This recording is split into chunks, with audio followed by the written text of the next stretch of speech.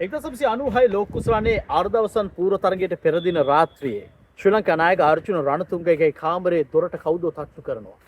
අර්ජුන දොර ඇරලා බැලුවාම ශ්‍රී ලංකා කණ්ඩායමේ ක්‍රීඩක තරුණ ක්‍රීඩකයා උපුල් චන්දන. ඇයි කියලා ඇහුවාම උපුල් කියනවා හෙට තරගයට තමුන්ව දාන්න එපා. ජයග්‍රාහී ශ්‍රී ලංකා කණ්ඩායමේ හිටපු ක්‍රීඩකින්ව වෙනස් කරන්න එපා. ඒ කණ්ඩායමේ හැමම යන්න මහානාම අයව තියන්න කියලා. අර්ජුන අහන්නේ ඇයි ඔබ බයද කියලා. උපුල් බොහොම හිනාවකින් පිළිතුරු දෙනවා.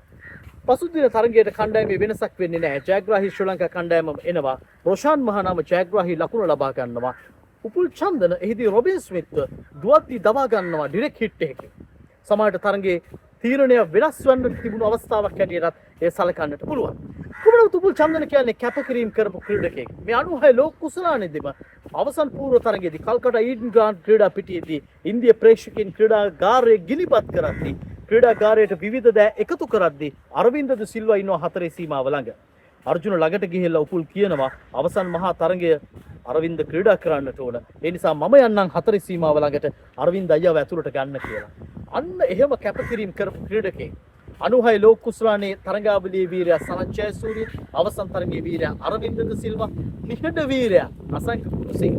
හැබැයි සැඟවුණු වීරයෙක් ඉන්නවද ඒ තමයි උපුල් චන්දන.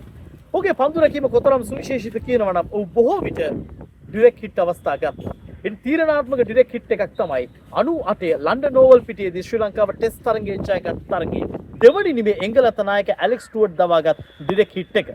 සමහරට ඒ ඩිරෙක්ට් හිට් නොවුණා නම් මුත්තයා මුරුදලන්ගේ කඩළු මල්ල කඩළු 10ක් වන්නටත් ඉඩකඩ තිබුණා.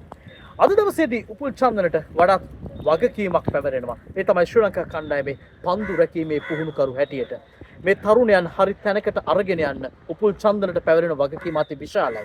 ඒක කොතරම් දුරට ඔහු ඉටු කරමින් ඉන්නවද කියලා වර්තමානයේ ශ්‍රී ලංකා කණ්ඩායමේ පන්දු රැකීමේ දක්ෂතාව අපට සාක්ෂි සපයාවි. හරි අපූර්ව ලස්සන කතාවක් තියෙන උපුල් චන්දනත් එක්ක බැඳුණු එවකට 96 ශ්‍රී ලංකා කණ්ඩායමේ බෞද්ධ චිකිත්සකවරයා. ඒ තමයි ඇලෙක්ස් කොන්ට්‍රෝලි. ඇලෙක්ස් කොන්ට්‍රෝලි කියනවා එක වෙලාවක උපුල් චන්දනගේ ඇඟේ තියෙන මේද ප්‍රමාණය වැඩිුණු කුකුලෙකුගේ මේද ප්‍රමාණයට වඩා අඩුයි කියලා.